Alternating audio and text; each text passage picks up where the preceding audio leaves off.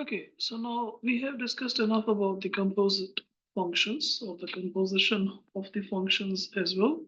So this is about the right time to discuss the next key element over here, which is the restriction of domain or restrict the domain when we have composite functions. As an example, if we have a function g of x, which is a square root of x minus 4, and we can definitely look at the function square root of x minus 4 plotted over here. This is clearly showing me that the function, when I have x minus 4, starts at negative over here, x equals 4. That's a starting point. That means clearly that my function should not have any element below when x is less than 4. Within this range, within this green highlighted area, I should have no value as an input for my function. And why is that so? Because the graph doesn't exist over there, or in other words, the function will be imaginary. It will have a negative value in the input. So for this function, if I'm thinking about the domain, I should not have any value of x, which will make it a negative inside the square root. So the domain for this function, we have already worked on that, must be greater than and equal to 4. Now, this is not a restriction. It's a domain, kind of a restriction, but basic stuff. Like x should not be less than 4. The least it can go, as we have already seen over here in the plot, the least it can go over there is up to 4. 4 minus 4 is a 0, and we don't have any issues with the square root of a 0. That will be a 0.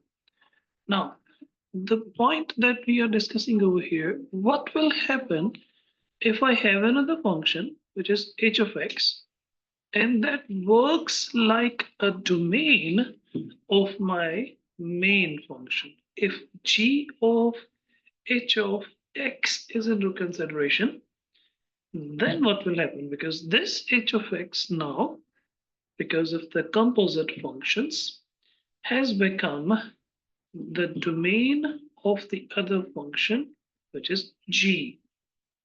How is it written over here? In this example, it's saying g of h of x. I can write it this way, g of h, that's how I will read it, or I can write it also, the g of h of x. Now, we do know that when the x was the domain, the x was the input, we clearly mentioned that x should definitely be, x must be greater than or equal to 4. That same thing now applies to h of x also. If I want to see how the h of x plot will look like, so the h of x looks like this. It has all the way from negative infinity to positive infinity as values of x because it's just a straight line. It keeps on going all the way. And if I'm looking at the range is also from negative infinity to positive infinity. That means h can take any value below the 4. Actually, if I will try to think about a point over here, I'm intentionally bringing the point over here. Let me put it over here. If h is 6 and 4, for this point specifically, this point lies on the plot over here, which is 6 and 4. That means if x is 6, the h will generate the output of 4. Let's think about another point now. If in the function h, I will put there a point at 5, then what's the function value at 5? We can place the finger over here. If x is 5, then the h is going to be at 5.5, it's a 3, and at 5, it's a 2. That means my function value as an output will be a 5 and a 2. That's the second point. What's happening now? The thing that I'm trying to highlight over here is that at 5 and 2, the output of the function h is 2, but that's not acceptable. If h of x is ever going to be the domain for g, we do know that g should not have an input which is less than 4. So, thinking about backwards now, I'm in fact trying to conclude from here, trying to apply a restriction that h of x should also stay greater than and equal to 4. Because if h of x is less than 4, then that means h of x will become an input. When it will become the input of g, that will cause this expression of square root of x minus 4 to become imaginary. It will not exist. The function will not exist in that range.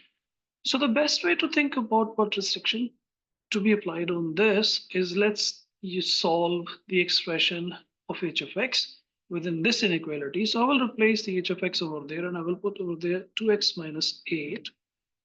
And the restriction is this whole output must remain greater than and equal to 4.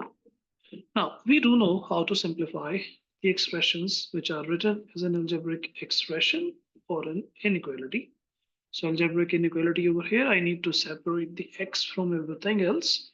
So I added an 8 on both sides, which leaves me with a 2x greater than or equal to a 12. What should I do now? To separate the x, I will divide on both sides with a 2, which leaves me with an x greater than and equal to a 6. Now this is my restriction which is applied on the x now, that x must be greater than or equal to 6 in this case. So I will claim x must be greater than or equal to 6 to keep the g of x or the final function over here active or existing. Thank you.